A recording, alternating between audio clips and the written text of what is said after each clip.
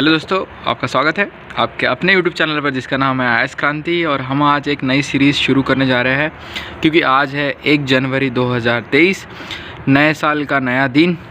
And again मैं आपको बताना चाहूँगा सबसे इम्पोर्टेंट बात कि नए साल का जो 1 जनवरी होता है तो वहाँ से बराबर अगर यूपीएससी का कैलेंडर देखा जाए तो आने वाली जो एग्ज़ाम होती है वो साल की, जैसा अभी 2023 शुरू है तो अभी आने वाली जो एग्ज़ाम है तो फरवरी में अभी फॉर्म निकलेंगे यूपीएससी के और उसे भरना होगा।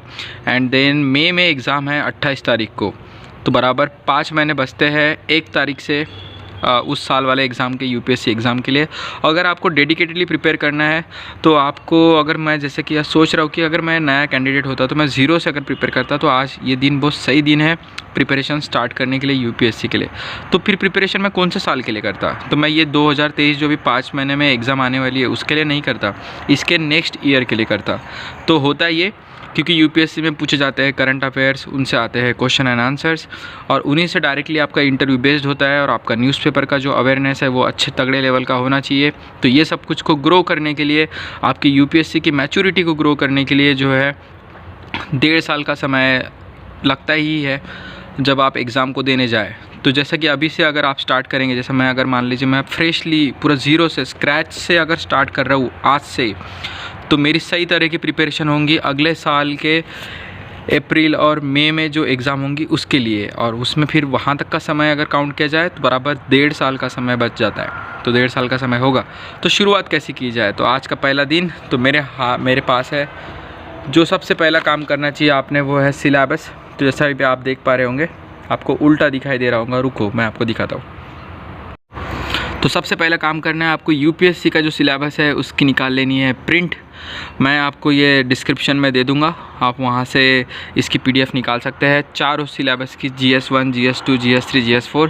सो मैंने क्या किया है, जैसा कि आप ये एक पेज दिख रहा है तो देखिए यहाँ पर GS1 पेपर सिलेबस लिखा है, सिविल सर्विसेज मेंस एग्जामिनेशन, उसका आपको निकालना है। तो यहाँ पर GS1 है।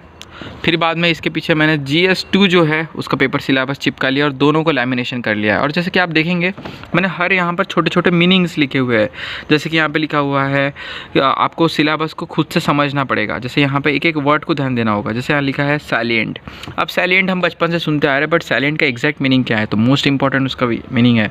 फिर एस्पेक्ट्स, तो एस्पेक्ट्स मतलब क्या होता है, तो डिफरेंट पार्ट्स।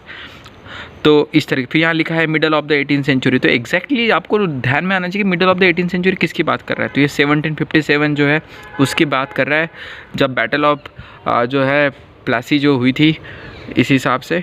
तो वहाँ से रियल जो है सत्ता जो है जो मुगल जो है उनके हाथ से जो है ब्रिटिशर्स ने उठाई थी और ब्रिटिश का जो राज है वो शुरू हुआ था अच्छे से।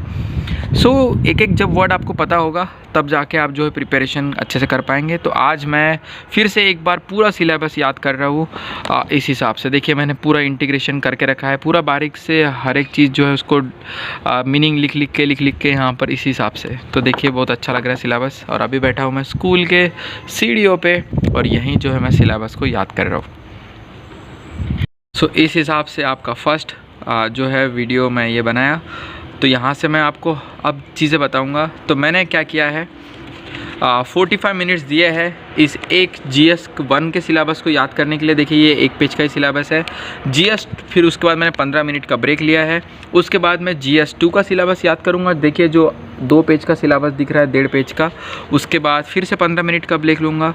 फिर 45 मिनट्स में GS3 का सिलेबस याद करूँगा। फिर मैं 15 मिनट का ब्रेक लूँगा। फिर से मैं GS4 का सिलेबस याद करूँगा। फिर से मैं 15 मिनट का ब्रेक लूँगा। तो इस तरीके से मैं 4 घंटे में 45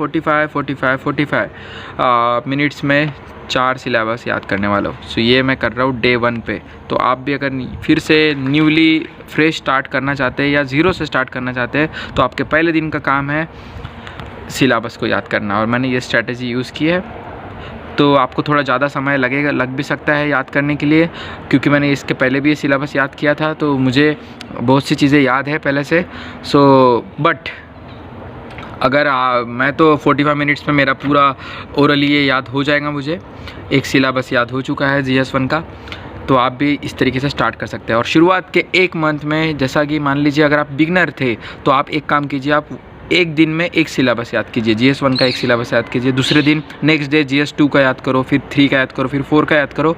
और मैंने एक बार जो है इसकी रिवीजन करना है। रोज़ उठने के बाद 15 मिनट एक सिलेबस को देखना है आपको, जब तक कि वो आपको पूरा याद ना हो जाए। इस हिसाब से तो मैं भी यहाँ से 15 दिन बोल रहा हूँ, 1 महीना हर दिन 15 मिनट चारों सिलेबस देखूँगा और उसकी रिवीजन करूँगा। That's it. तो ये करना है आपको सिलेबस का। सिलेबस आपका मिनटों में याद हो जाएगा। तो पिछले 2.5 साल से प्रिपरेशन कर रहा हूँ, अभी तक सिलेबस ढंग से याद नहीं हुआ था।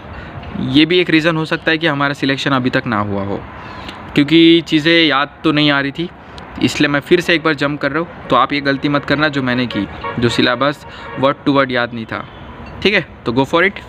तो ये सीरीज़ को कंटिन्यू रखेंगे। ये मैं बिगनर्स के लिए बना रहा हूँ जो 0 से स्टार्ट कर रहे हैं।